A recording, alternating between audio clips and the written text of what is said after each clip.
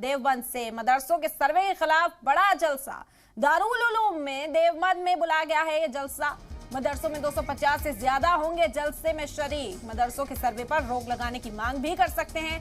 उलेमा के इजलास पर सभी की निगाहें टिकी हुई हैं। आपको बता दें कि उत्तर प्रदेश के अंदर जो इस वक्त मदरसों का सर्वे जारी है उस पर चर्चा की जा सकती है। आज ये मदरसों के सर्वे के खिलाफ ये बड़ा जलसा है। आपको बता दें कि दारुल उलूम ने देवबंद में ये बड़ा जलसा बुलाया है। मदरसे में 250 से ज्यादा जलसों में शामिल होने के लिए पहुंचेंगे और आपको बता दें मदरसा मुंतजमीन यहाँ पर मौजूद रहेंगे। सर्वे पर रोक लगाने की भी मांग की जा सकती है। तमाम ऐसे मुद्दों पर गौर खौस किया जा सकता है, चर्चा हो सकती है, क्योंकि कई मुस्लिम तंजीमें इस सर्वे से नाराज है। इस पर तरह तरह के सवाल उठाए जा रहे हैं। हालांकि सरकार इस पर पूरी सफाई देती हुई नजर आ रही है, लेकिन फिर भी एतराज है जिस पर चर्चा की जा सकती है। उलेमा के इजलास पर सभी की निगाहें टिकी हुई हैं। बड़ी खबर है इस वक्त की आप तक पहुंचा रहे हैं। मदरसों के सर्वे के खिलाफ ये बड़ा जलसा बुलाया गया है। दारुल उलूम ने देवबंद में ये जलसा बुलाया है। शोएब रजा मजीद जानकारी के साथ जुड़ गए हमारे साथ इस वक्त। शोएब, क्या जानकारी है इस हवाले से? देखिए, आपको याद होगा कुछ दिनों पहले जमीयत उलमा हिंद की तरफ से दिल्ली में भी जो मदरसा के जिम्मेदारान हैं, खासतौर पर उत्तर प्रदेश के, उनको बुलाया गया था। उसी तरह से क्योंकि अगर हिंदुस्तान में मदरसों की हम बात करते हैं तो दारुल उलूम सबसे बड़ा मदरसा है।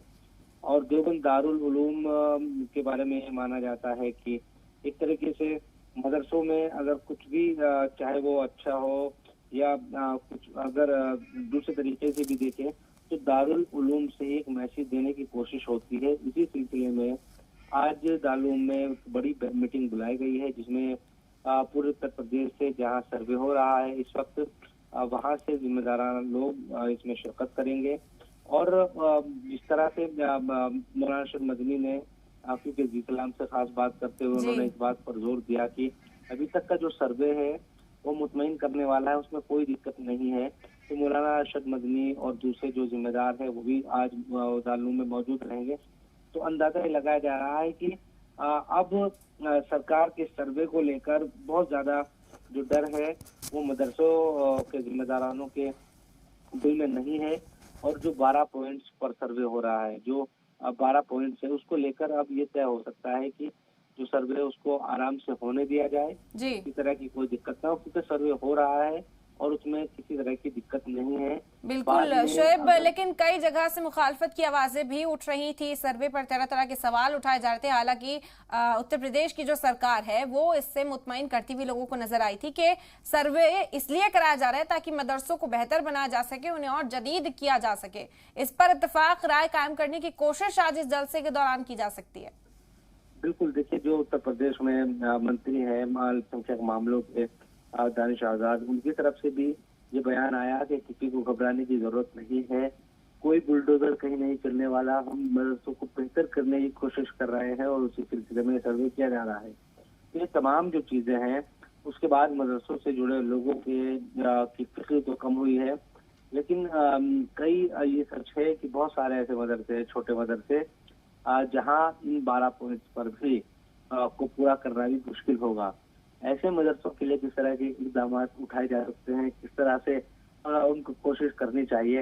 हालांकि कल ही जमीयत ने कुछ नंबर भी जारी किए हैं कि कहीं सर्वे के दौरान कोई दिक्कत आती है तो आप इन पर कॉल कीजिए, हेल्पलाइन नंबर जारी किए हैं। इसी तरह से कुछ लोगों को बनाया गया है जिम्मेदार कि किसी भी मदरसे को कोई प्रॉब्लम आती है तो आप उनकी मदद कीजिए। कुछ लोगों को इसकी जिम्मेदारी दी गई है।